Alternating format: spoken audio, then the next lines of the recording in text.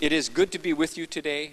It is good to have you here as we have an opportunity to hear some portion of God's good news for us that comes through the story in Acts chapter 2. First 18 verses are the verses I would like you to hear today. Now, just a word, this is going to be a very familiar story to most of you. And that's dangerous, isn't it? Because if something's familiar, as soon as you start to hear it, you go ahead and say, well, I know how that goes. I know what's going to happen next. Or at least you fill in what you think you remember the story is about. So I'm going to urge you today to try to hear this story as though you were hearing it again for the first time. And not just the words, but think about the characters, the actors, what they're saying, what they're doing in these scenes. So this story from the book of Acts, chapter 2, beginning with verse 1. Now when the day of Pentecost had come, all the disciples were gathered together in one place. And suddenly, from heaven came a sound like the rush of a violent wind, and it filled the entire house where they were sitting. Divided tongues that looked like flame appeared among them, and a tongue set on each one of them. They began to speak in other languages as the Spirit gave them the ability. Now, there were devout Jews from every nation under heaven living in Jerusalem at the time. And at this sound, the crowd began to gather, bewildered, because each was hearing the disciples speak in the native language of each. And they began asking each other, they were astounded, amazed. Isn't it true that all these people who are speaking are Galileans? And how is it then that we each hear these disciples speaking in our own native language? Parthians and Medes, Elamites, and the residents of Mesopotamia, that would be Judea, Cappadocia, Pontus, Asia, Phrygia, Pamphylia, Egypt, and the portion of Libya that belongs to Cyrene. Even visitors from Rome, both Jews and proselytes, Cretans and Arabs, in our own languages. We hear them speaking about God's mighty deeds. Amazed and perplexed, they said to one another, what can this mean? But others sneered. Well, they're just full of new wine. But Peter, who was standing with the 11, raised his voice and addressed them, people of Judea and those who live in Jerusalem, let this be known to you, and listen to what I say. These are not drunk, as you suppose. It's only 9 o'clock in the morning. No, this is what was spoken through the prophet Joel.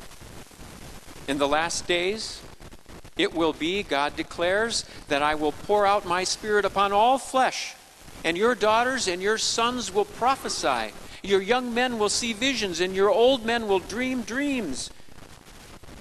Even on my slaves, both women and men, I will pour out my Spirit, and they shall prophesy. Thus far, the story from Acts.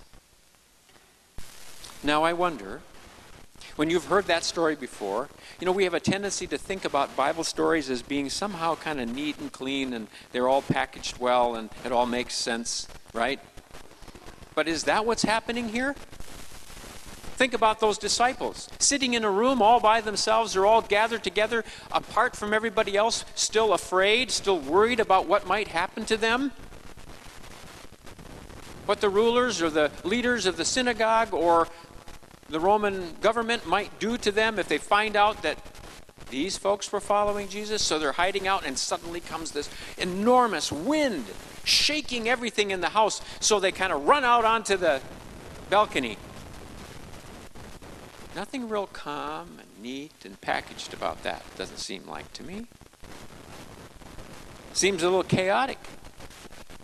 And then if, in fact, there were little flames, like little tongues and fires setting all over. Would that be just an ordinary thing?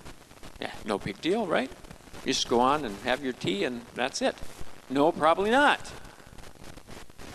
So much so that when they run out onto the balcony and they're not sure what to do, the Spirit gives them the ability to speak in other languages. They start speaking, and the people down below or gathered in the marketplace or wherever this is happening, they begin to hear these sounds. And they're bewildered about what's happening because out of the chaos of everybody speaking at once, they begin to hear sounds that seem to be words they can understand. What's that? How can this be? I think that's my language. Wait a minute, what are they saying? And so the crowd begins to grow beneath the balcony, and they listen to what's being said. And all of a sudden, the chaos of all the people speaking at once, 11 people speaking 11 languages, speaking it all at the same time, starts to come down to, I hear what you're saying to me. I can understand the words. And it begins to make sense. And out of the chaos comes a pattern. Comes something that makes sense for me. This is a wild story. I don't know if you've ever had an experience like that where you've been someplace where lots and lots of people are talking at once, or if you've been in a big conference room or something like that when you just hear all the noise. As a matter of fact, at first there's so much noise you can't even hear the individual words. You can't be sure what's being said by whom. I don't know if you've had that kind of experience, and then sort of finally how your brain generally is able to focus down, and then you can start making sense out of a few things that you're hearing and make your way into what's going on. Well, maybe you haven't had that experience, but I wonder if there's anybody in this building today who has a little chaos in their lives. I don't know what that might look like. Chaos can come in lots of forms, can't it? Chaos can come in the forms of relationships that you're trying to figure out and they don't seem to make sense. What you hoped for isn't really working out. What you thought was going to be better isn't. Or whatever's happening in that relationship can be a lot of turmoil, it feels like. We had our grandkids last weekend at our house. 2 kids. Thank goodness that it's just 2 of them and 2 of us. Because it's chaos, right? But it's wonderful. We love it. We love to be in the midst of that chaos, but it's busy. And you don't have time to think about much else but just be with people. Sometimes chaos can be welcome and wonderful. This is the time of graduations from high school and college and all the rest of that. And even those good things can feel like chaos because the familiar patterns are coming to an end, aren't they?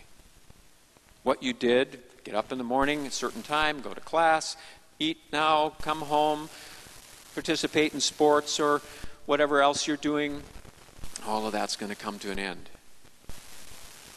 Now what? New patterns, new things start emerging. And you don't know what they're going to be yet. It's scary. It can be full of anxiety. It's a little like, I think, like being in a roller coaster. You know, you get in the roller coaster willingly, right? Because you think it's going to be great. And then it starts that climb up that first big hill. You know, you pull out of the station and you start going up that big hill. And you hear that click, click, click, click, click as it's trying to carry you up there. And then you realize how high off the ground you are. And then you realize that it's going to be a really steep plummet on the other side. And while you're anticipating it, excited about it, it's a little scary too. Because you know that once you get to the crest and start heading down the other side, you aren't in control. It's just going to take you wherever it's going to go. And that's a frightening thing. All of us know chaos in different ways, whether it's in our own lives or in institutions around us, even the church. And it's times like that that we begin to feel like we're a little overwhelmed. We wish we knew more. We wish we were in better control. We don't know what to expect. And we don't like that. None of us do. But today. Today we hear the story of the birthday of the church when the Spirit of God is poured out on everyone, not just a few prophets, not just pastors and a few leaders, but on everyone. The Spirit of God is poured out on all flesh. And God's promise is to us to be with us, to walk with us, to be present with us in and through everything. The Spirit of God is in you, working through you, working alongside you in this community of faith and in the community at large here in Stillwater and the surrounding towns. That's the promise.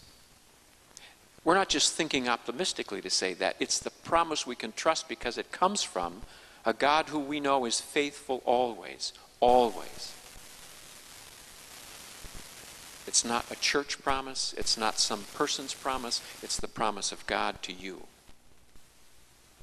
Now, when that Spirit came, there in that first Pentecost, when the church was birthed, when it was born, it wasn't calm and ordinary. Oh, well, that makes sense. It was scary. It was chaos. But underneath that chaos was a deep pattern of love, a deep pattern of God's Spirit accompanying you and me and those first disciples to draw them forward into a new future. There had to be this wind, this stirring the pot, this troubling of the waters for the folks to move from where they were into the new future that God had in store. The birthday of the church, the coming of the Spirit, isn't just about, lighting a few candles, singing a few nice hymns. It's a scary thing. The church is being born into the world, to be in the world, to touch and care for and be present with the people out here in the world. God's love for people is for all people and for the whole person. And God invites us into God's own mission in the world. You and me, we are filled with the Spirit, called by the Spirit, invited by the Spirit to move out into the world. It's dangerous, but I'll say the birthday of the church, chaos, chaos in birth.